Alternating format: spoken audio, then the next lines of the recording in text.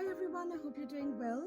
Thank you so much for watching and subscribing, and if you're not subscribed, I would love for you to do so, and remember to hit the notification bell so you don't miss any videos.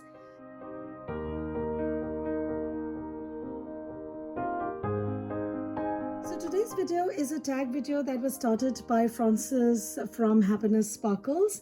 I will be putting her information below. I wasn't tagged by anyone, but I saw videos of two lovely ladies here on YouTube who inspired me to do this. Veronica Says and Anj from 50 Cents UK. Do check out their videos. Not only they have some really interesting backup bottles, but also because their videos are such a joy to watch.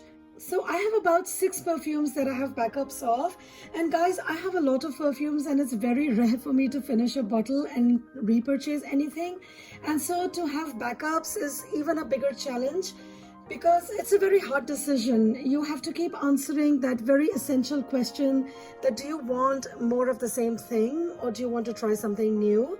And so for me to have these backups really says a lot about these fragrances and about how much I truly do love them. So let's start, and first up is Champs-Élysées from Guerlain. Now this is an old love and this was love at first sniff. And when I got my first bottle, I never thought that this would be repackaged, reformulated, and perhaps this is going to be the third time that this is going to be reformulated. So this is the old bottle, the original bottle I think that it came out in, and then they moved it to the B bottle, and now what I hear is that they're repackaging and also reformulating all of the old Guerlain classics into the inverted heart bottle, the one that Mitsuko and L'Heure Bleue come in. Let me just show you those. Hold on. This is the one. This is supposed to look like an inverted heart, the stopper, and all of their legendary fragrances are going to be repackaged in this one, and I think a lot of them have been reformulated as well. So another blow to Guerlain lovers. Anyway, so when I ran out of this fragrance, I went on to Mercari to look for this old bottle, and I found a seller who wasn't just selling one but had 2 of these bottles, and I knew I just had to get them because these are getting more and more rare to find. Now this fragrance has a lot of good scent memories for me, and the perfume of course is absolutely gorgeous. Now this one has a bunch of notes, but on me what I mostly get is melon and mimosa, and the mimosa here is so realistic and it's so beautifully done. It's a very happy, uplifting, feminine perfume, and the mimosa here is very natural smelling mimosa. It's one of the most realistic mimosa fragrances that I've ever smelled, and it's absolutely gorgeous. I love wearing this in spring and summer, more spring than summer.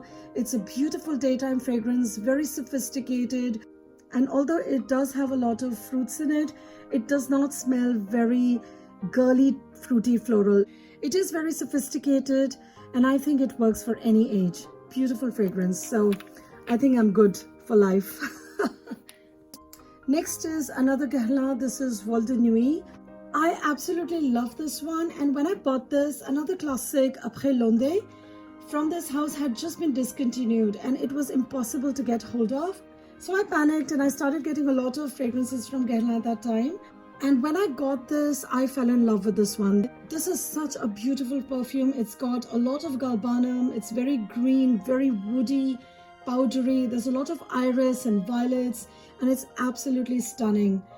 But it's a very light concentration and it does not last very long. So I have to either spray a lot of it or I have to keep spraying it throughout the day. So I knew I needed more. Just this one bottle would not last. And so I got another bottle of it. Now it's very hard to find. I wanted to get more, but it's sold out everywhere. So I'm still on the lookout. And this one has been reformulated and repackaged as well in the inverted heart bottle.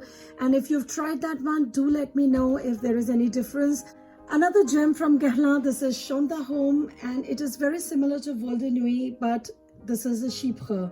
And it's a little bit more powdery. It's quite aldehydic. It's very soft and soapy, very powdery. It's green and it's woody.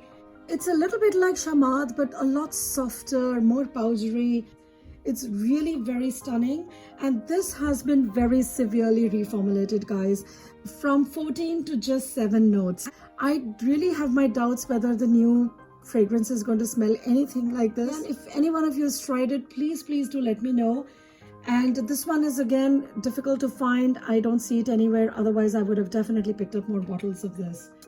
This one is such a beautiful springtime fragrance, really soft, very pretty, very light, and this was love at first sniff. You know, I bought it blind and I absolutely fell in love with it. The first time I smelled it, I was like, that's it. You know, this is the kind of fragrance I like. It's light, it's airy, it's very green, it's very woody, very fuss-free, and it just smells like baby powder. It's very beautiful. So I just had to get another bottle of this, and I'm so glad that I did. Next is Joy from Jean Patou. I absolutely love this one, and I'd heard that Jean Patou fragrances are being discontinued, so I had to buy a backup. I think I might just get more because I only have both of these in 30 ml sizes. Now this one is a very happy, uplifting, cheerful rose and jasmine perfume.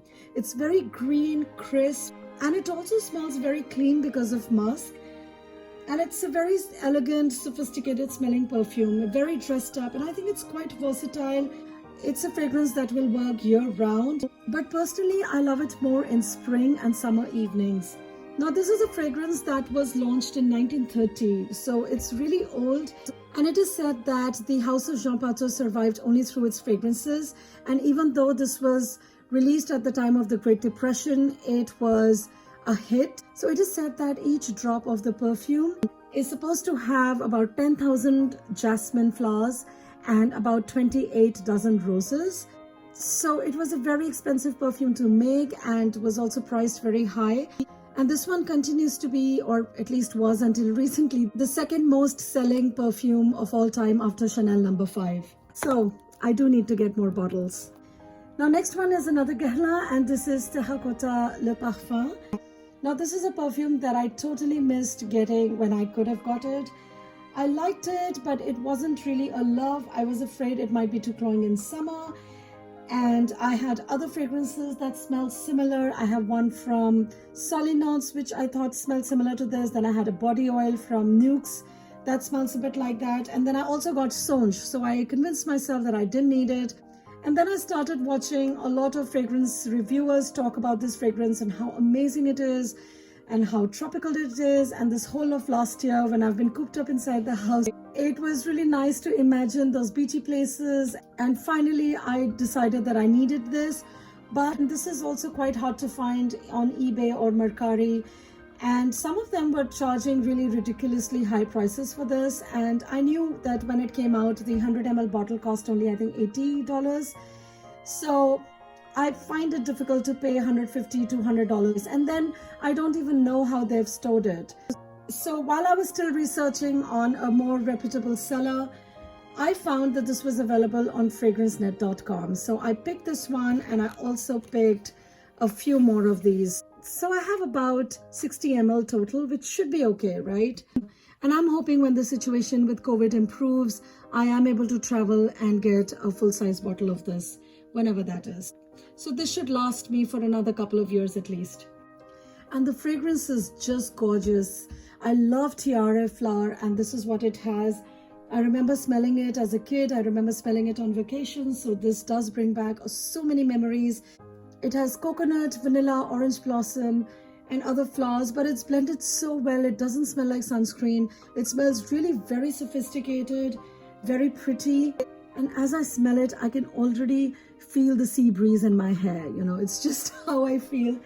It's so amazing. Beautiful it is. Next up is Aqua Allegoria Rosa Rosa from Guerlain. Now this was an unintentional backup of Rosa Fizz. But when I picked this up, I wasn't expecting them to be similar at all. I should have checked the notes more thoroughly. Notes in both of these are very similar, so no wonder they smell exactly the same.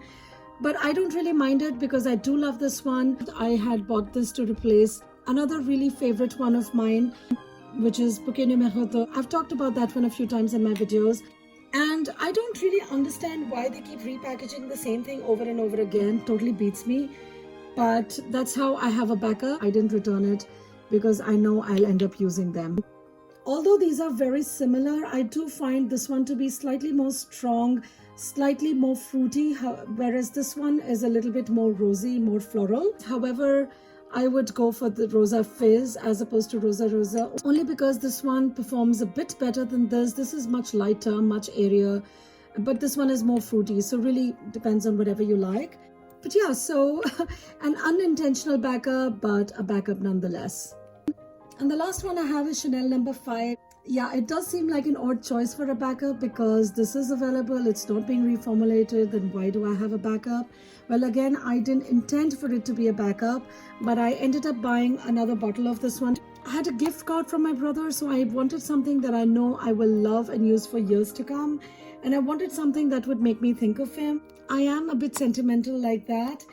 And let's just say I didn't want to experiment with a new perfume because of the sentiments involved. It's an absolutely gorgeous, timeless, beautiful fragrance. And I do love this perfume, although this was not a love at first sniff. It's taken me years to appreciate it, to be very honest, which I will get into perhaps in another video. But now I absolutely love it. It's a very elegant, soft, woody, floral, very warm fragrance. It's really beautiful. And you see, I've used up quite a bit and I knew I was going to run out of it. And I think technically this may not really be a backup. It's an early repurchase, but I just thought I'll talk about it in this video. So that was it, guys. I do hope you enjoyed this video. Do let me know in the comments below what your backup fragrances are. How many backups do you have? Do give this video a thumbs up if you liked it and subscribe to my channel. And remember to hit the notification bell so you don't miss any videos. Thank you so much for watching. I will see you in my next video. Bye-bye.